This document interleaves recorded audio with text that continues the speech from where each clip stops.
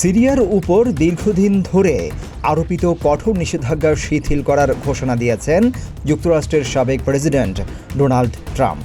সোমবার এক নির্বাহী আদেশে তিনি দেশটির কিছু ব্যক্তি ও প্রতিষ্ঠানের উপর থেকে নিষেধাজ্ঞা প্রত্যাহারের নির্দেশ দিয়েছেন।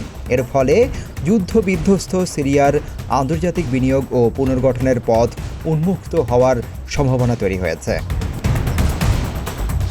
সামাজিক যোগাযোগ মাধ্যম এক্সে এ তথ্য জানিয়েছেন ট্রাম্প নিজেই। সোমবার হোয়াইট হাউসের এক্স অ্যাকাউন্টে এ প্রসঙ্গে ট্রাম্প বলেন, সিরিয়ার ওপর থেকে যাবতীয় নিষেধাজ্ঞা প্রত্যাহার সংক্রান্ত একটি বিলে আমি স্বাক্ষর করেছি।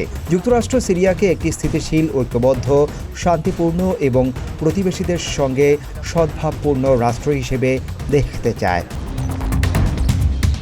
এমন একটি রাষ্ট্র যা সন্ত্রাসীদের নিরাপদ স্বর্গ হবে না এবং যেখানে জাতি ধর্ম নির্বিশেষে সবাই নিরাপত্তা ও শান্তির সঙ্গে বসবাস করবে।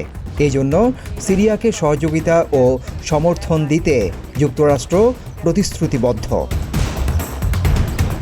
ডেস্ক রিপোর্ট, প্রতিদিনের বাংলাদেশ।